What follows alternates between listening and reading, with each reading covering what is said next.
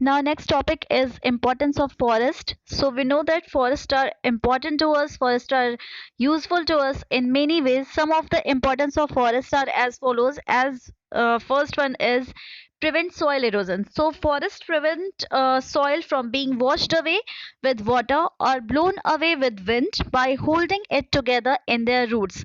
Means the roots of the forest plants or trees, they used to hold the soil with them, and they prevent soil erosion, and they also prevent land degradation. So in this way they keep the land fertile. Next one is control floods. So forest control flood by holding water in the roots, and they lower the water speed by standing as an obstruction in the path of the flood. Next one is purify air. So plants purify air by using carbon dioxide in photosynthesis. We all know that plants use carbon dioxide as a raw material. They take that carbon dioxide from the atmosphere through their stomata for the process of photosynthesis, and during the process of photosynthesis they make oxygen. So they release that oxygen in the atmosphere. So forests, they provide clean fresh air for breathing, and they maintain a balance of oxygen and carbon dioxide in the atmosphere. That is why forests are called green lungs of earth. Next importance is source of food. So forests provide food to all wild animals directly or indirectly. Herbivores, they eat plants. Carnivores, they eat herbivores.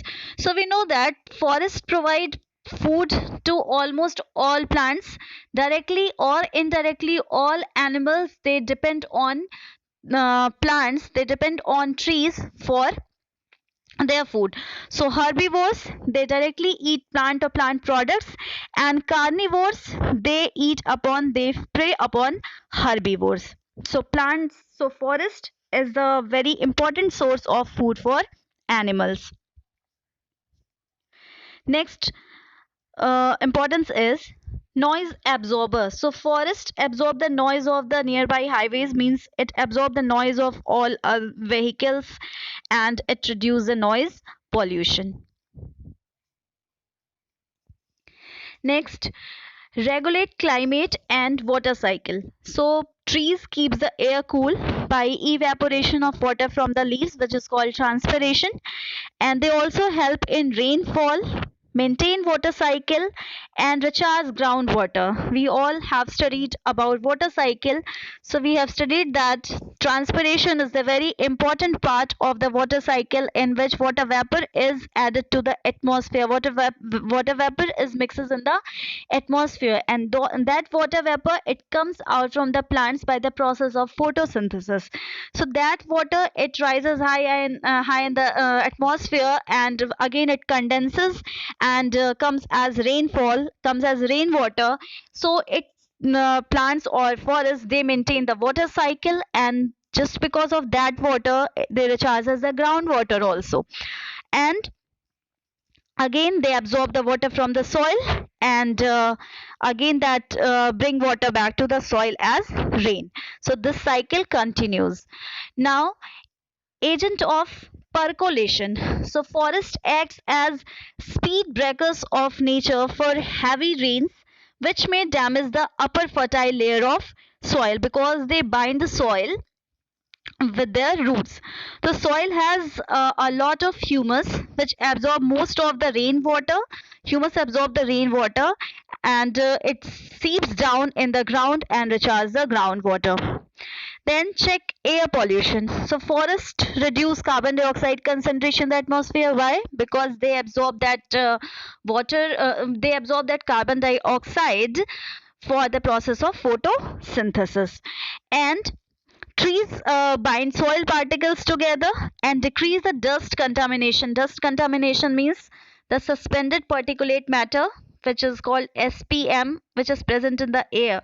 So mainly the leaves of the plants or trees, they absorb that dust particles, and they prevent the air pollution. Next, maintain supply of nutrients. So trees make soil fertile by recycling of the nutrients. How?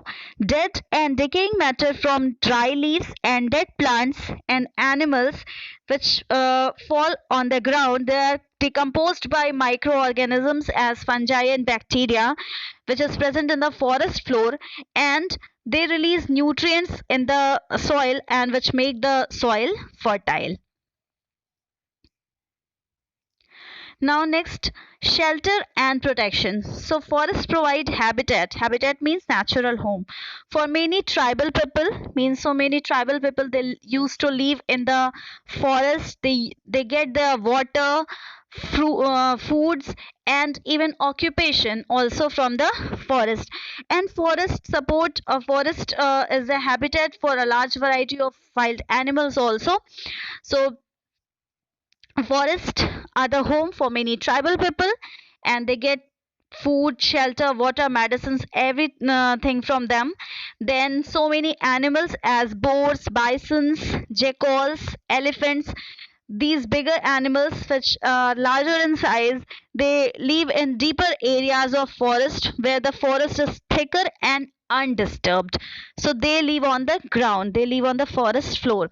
Then snake, they wriggle on the ground and they can make burrow in the soil.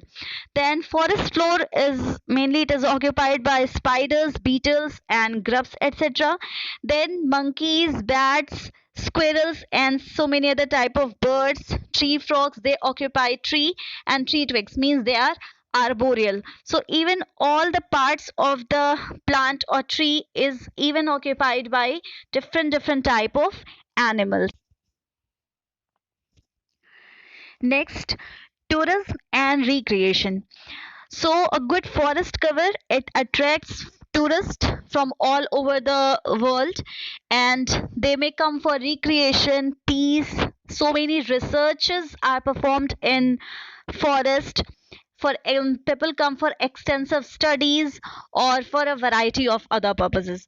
So this leads to generation of incomes and foreign exchange earning also, because so many foreigners also come to the forest, which leads to the progress in the economy of that country. And so many countries are there as Nepal and Switzerland, they generate most of their income from tourism.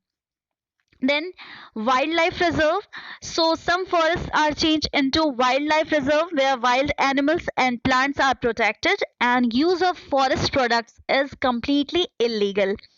Then forest products. So many type of products, a very large number of useful products are obtained from forest. A wide variety of these products are there. As first one is food. So we know that different types of food, different number of items are obtained from forest, as vegetables, different type of vegetables, fruits, cereals, pulses, spices, etc. Then fuel wood. So in the rural areas, this is the main source of fuel for domestic purpose, and it is mainly used for cooking food, and people also use that fuel wood to keep their houses warm. Then timber. So for in timber, mahogany, rosewood, these type of trees they are used for timber purpose.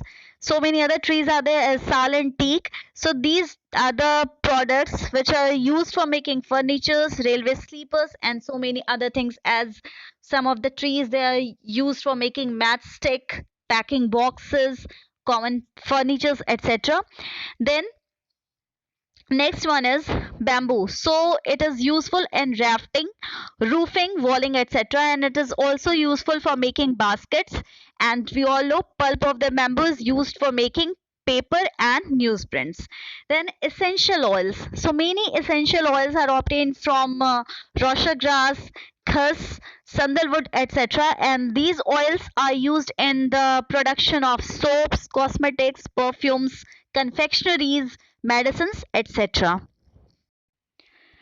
Now next product is lac. So lac is produced by an insect living on the trees of palash and kusum.